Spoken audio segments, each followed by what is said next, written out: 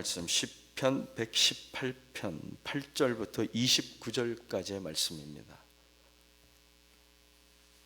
시편 118편 8절부터 29절까지의 말씀, 좀 길지만 한 목소리로 같이 읽겠습니다. 시편 118편 8절부터 같이 읽겠습니다. 여호와께 피하는 것이 사람을 신뢰하는 것보다 나으며 여호와께 피하는 것이 고관들을 신뢰하는 것보다 낫도다. 문 나라가 나를 에워쌌으니 내가 여호와의 이름으로 그들을 끊으리로다. 그들이 나를 에워싸고 에워쌌으니 내가 여호와의 이름으로 그들을 끊으리로다. 그들이 벌들처럼 나를 에워쌌으나 가시덤불에 불같이 다 없어졌나니 내가 여호와의 이름으로 그들을 끊으리로다. 너는 나를 밀쳐 넘어뜨리려 하였으나 여호와께서는 나를 도우셨도다. 여호와는 나의 능력과 찬송이시요 또 나의 구원이 되셨도다. 의인들의 장막에는 기쁜 소리, 구원의 소리가 있으며 여호와의 오른손이 권능을 베푸시며 여호와의 오른손이 높이 들렸으며 여호와의 오른손이 권능을 베푸시는도다. 내가 죽지 않고 살아서 여호와께서 하시는 일을 선포하리로다.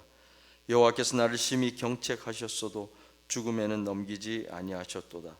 내게 의의 문들을 열지어다. 내가 그리로 들어가서 여호와께 감사하리로다. 이는 여호와의 문이라 의인들이 그리로 들어가리로다.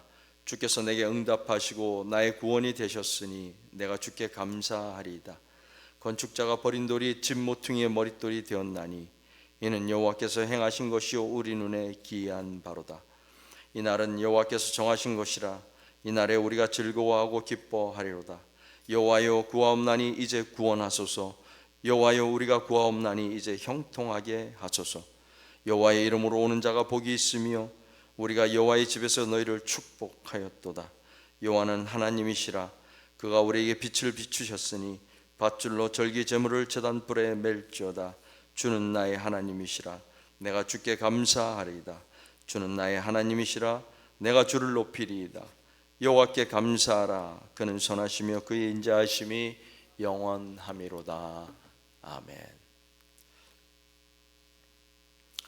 시편 118편은 하나님 앞에 예배로 나아가면서 부르는 찬송입니다. 한번 상상을 해보면 성전 바깥에서 성가대와 군중들이 성전을 들어가기 위해 모였습니다. 그때 인도자가 먼저 선창을 합니다. 여호와께 감사하라. 여호와께 감사하라. 그러면 찬양대와 그 남은 무리들이 그는 선하시며 그의 인자하심이 영원함이로다 라고 받습니다. 인도자가 이어받아서 이제 이스라엘은 말하기를 하면 사람들이 그의 인자하심이 영원하다 할지로다. 그리고 또 인도자가 이제 아론의 집은 말하기를 하면 그의 인자하심이 영원하다 할지로다 하고 노래하는 것입니다. 또 인도자가 이제 여호와를 경외하는 자는 말하기를 하면 찬양대가 그의 인자하심이 영원하다 할지로다 하고 노래하는 것입니다. 이렇게 해서 계속 주고받으면서 이어지는 찬송시가 시편 118편입니다. 우리 민족도 이러한 노래가 있습니다. 논일이나 밭일을 할 때 또 힘든 일을 공동체가 같이 할 때, 또 축제를 벌일 때, 아니면 우리가 제가 어릴 때 봤던 상녀를 메고 갈 때 먹이고 받는 그런 형식의 노래가 있습니다. 선창을 하면 후창을 따라하는 노래가 있습니다. 한번 제가 불러볼까요? 옹해야도 그런 노래고요, 강강수월래도 그런 노래고요, 또 쾌지나 칭칭나네, 또 어이야 디야 이런 것도 다 선창과 후창, 먹이고 받는 그런 형식의 노래입니다. 형식이 히브리어 알파벳을 가지고 노래를 하든지 인도자와 찬양대가 먹이고 받고 하든지 간에 목표는 오직 하나입니다. 목표는 오직 하나입니다. 하나님을 영화롭게 하는 것입니다. 여호와께 감사하는 것입니다. 여호와의 선하심과 인자하심을 찬송하는 것입니다.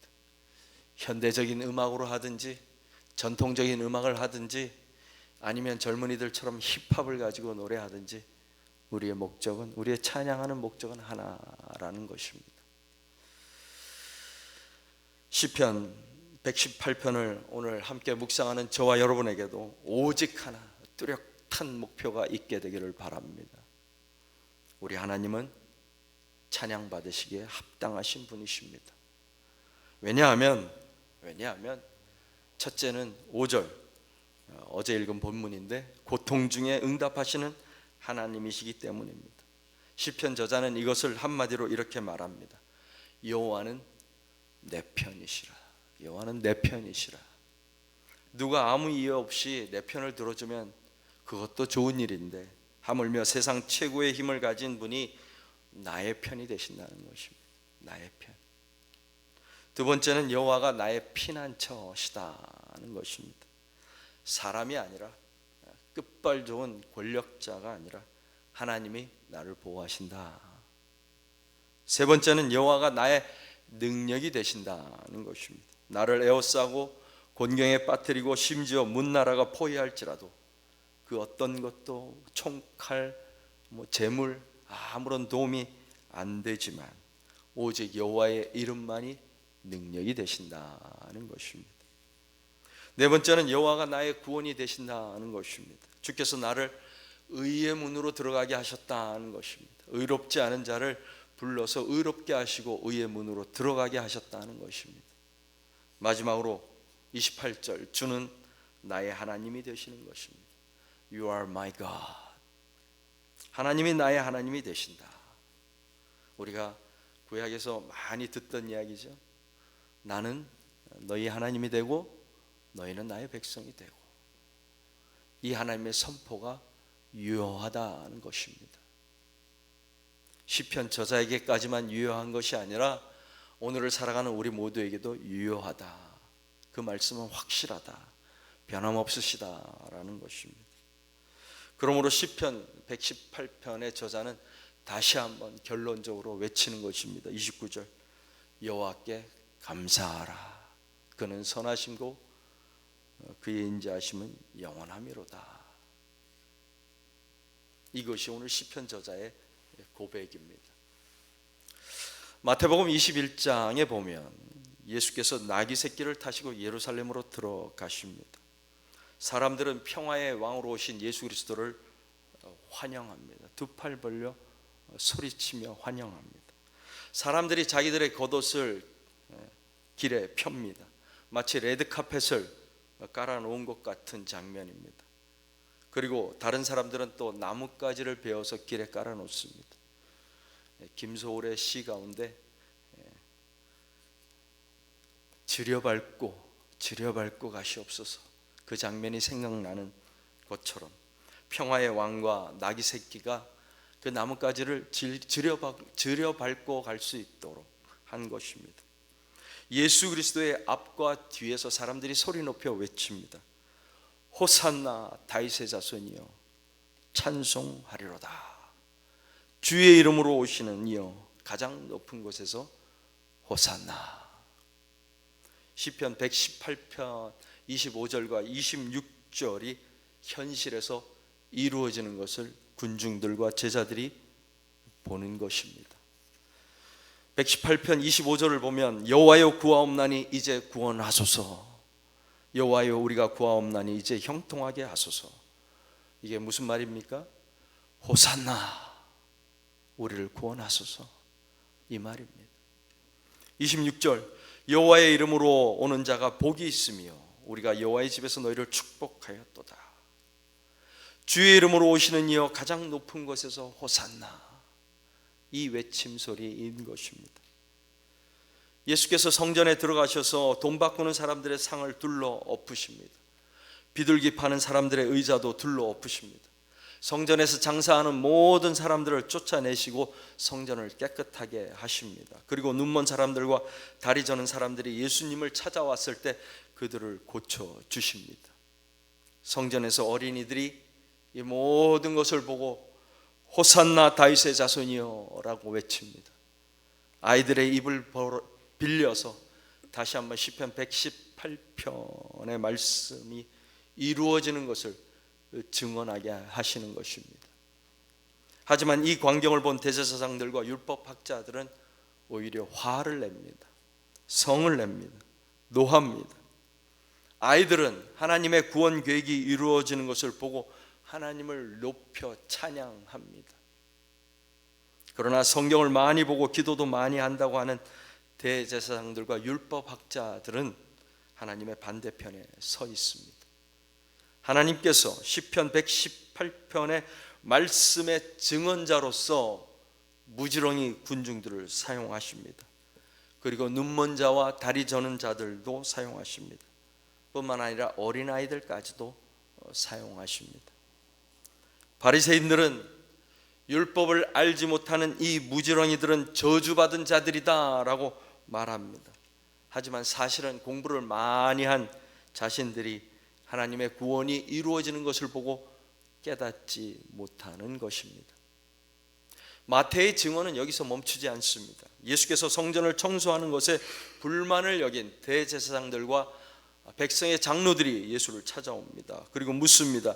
무슨 권위로 이런 일을 하느냐? 네가 무슨 직책이라도 있느냐? 예수께서 대답하십니다. 너희가 성경에 건축자들이 버린 돌이 모퉁이의 머릿돌이 되었나니 이것이 주로 말미암아 된 것이요 우리 눈에 기이하다 함을 읽어본 일이 없느냐? 시편 118편 22절 23절을 언급하십니다. 건축자들이 버린 돌이 바로 예수 그리스도라는 사실을 말씀하고 계신 것입니다. 시편의 말씀이 예수 그리스도를 통하여 대제사장들과 장로들 앞에서 이루어진 것을 보고 있는 것입니다. 성경을 많이 공부하고 연구한 그 사람들은 예수님이 볼품 없다고, 학식이 없다고, 권위가 없다고, 직책이 없다고, 심지어 출신이 비루한 갈릴리라고 거절했습니다. 하지만 하나님께서 예수님을 머릿돌로 유일무이한 구원의 통로로 삼아 주신 것입니다. 하나님의 선하시고 인자하심은 여기에서 끝나지 않습니다.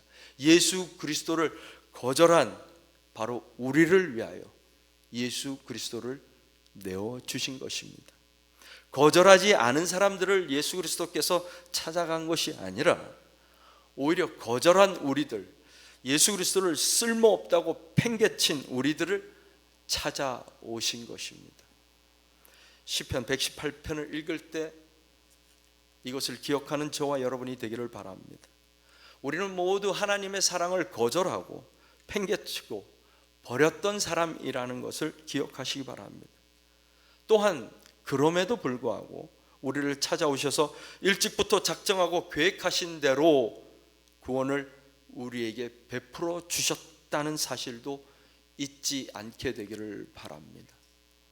우리를 향한 하나님의 선하심과 인자하심의 증거는 그 무엇도 아닌 바로 우리 자신이라는 사실도 기억하시기 바랍니다. 그러므로 우리는 노래하는 것입니다. 여호와께 감사하라. 그는 선하시며 그의 인자하심이 영원하미로다. 기도하겠습니다.